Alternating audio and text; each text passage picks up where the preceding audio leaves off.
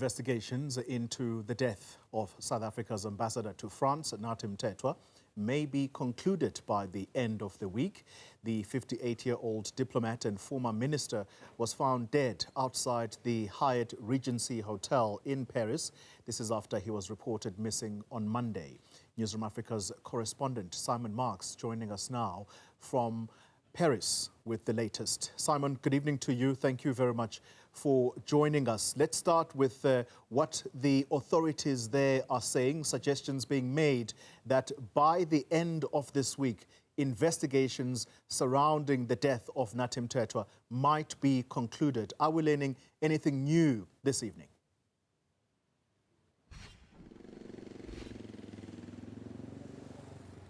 Well, Golly, all the signs have been here today at the Hyatt Regency Hotel. This is the building from which Ambassador Mthethwa fell to his death sometime between Monday night and Tuesday morning. All the signs are that the investigation may be wrapping up, in that we have seen absolutely no police activity at the hotel today. The 22nd floor is open. There's no indication of any kind of investigation underway up there. It just looks like a perfectly normal day in that particular floor of the hotel. Now, it is possible that investigators will return to the scene later in the week, but the prosecutor here in Paris, who has been put in charge of overseeing this investigation, Laure Bacau, has issued a statement saying that while the initial investigations suggest that this could have been a deliberate act without the intervention of a third party, the aim of this investigation is to gather all the evidence useful for understanding the facts. So that is clarity from the investigating authorities here in the French capital that they intend to continue absolutely poring over every aspect of the final hours, days, and possibly even weeks leading to Ambassador Mthethwa's death, in order to try and understand what the motivations were for it. Now, they have already announced here today that there is no evidence of any medicine or narcotics having been consumed by the ambassador before he plunged from the 22nd story of this hotel and fell to his death. They are working on the operating principle that this was an intentional act, no foul play was involved, and of course that theory is boosted by the fact that the ambassador's wife, present here in Paris, says that she saw him at 4:30 in the afternoon on Monday as he left the residence to head to a cocktail party, an event that he never actually arrived at. Instead, he was checking himself into this hotel, a booking on the 22nd floor of the hotel, the tallest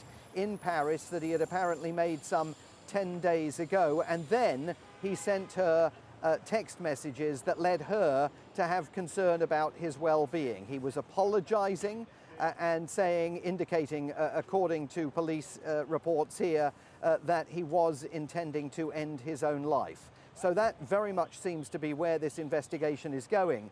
But the precise motivation, why he may have decided to do that, is still under investigation. And one question that remains unanswered is whether he received any communication from the Madlanga Commission of Inquiry requesting his testimony, given that just a few days ago his name was mentioned in testimony and there were allegations made against him about his performance as police minister during Jacob Zuma's presidency. Could that in any way have fed into his decision to take his life? A spokesman for the Commission of Inquiry said in South Africa a little bit earlier today that they would be making no comment on that and simply sent condolences to the ambassador's widow and to members of his family following this tragic event here at the Paris Hyatt Regency. Simon, that very last point that you've made, that indeed there is speculation whether or not he may have received any communication from the Madlanga inquiry. That kind of speculation going into overdrive here in South Africa. The press, or should we say the media, reporting some of that today.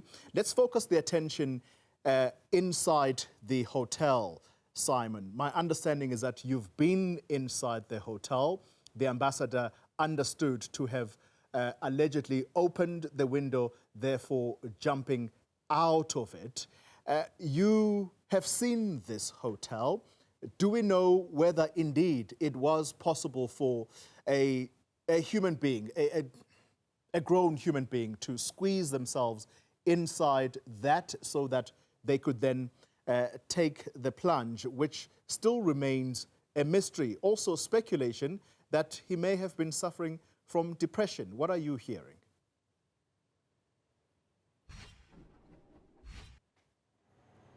Yeah, well, as far as this hotel is concerned, I'm actually very familiar with it, Golly. I've stayed here on several occasions during previous visits to Paris, and the windows are complicated.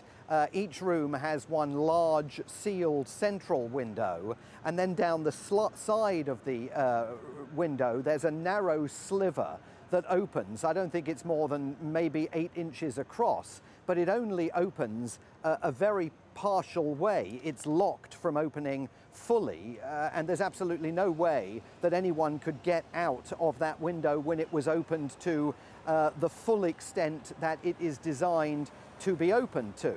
Now, police say that a pair of scissors was recovered at the scene, and they believe that the window, the bit that opened, that narrow sliver, was forced open all the way so that the ambassador could then clamber out of the window and fall to his death. Even that would have been complicated because it is not a big opening, but I think if it was opened all the way, then clearly it might have been possible. I've taken a walk around the exterior of the hotel today. Both sides, there are windows all the way around, 360 degrees around the hotel, and we don't know exactly which room he was staying in on the 22nd floor. There's no obvious repair work being done, so maybe any repair has already been done to that particular room. Certainly the French magistrate who was here yesterday will have visited that room and also visited the site where the ambassador's body was recovered on Tuesday morning by a Hyatt hotel security guard. With regards to depression, I mean, it is possible that the French police investigating this are going to have questions of their own for the Madlanga Commission of Inquiry as to whether any invitation had been issued to the ambassador to appear before them. We don't know if they recovered any documents in the room, if there were any letters or notes or further explanations beyond those fairly small text messages that we believe were sent to the ambassador's wife. But that's clearly going to be a factor in the ongoing investigation as the French authorities continue to do their work here. Simon Marks, thank you very much for that update. Our international correspondent live for us in France.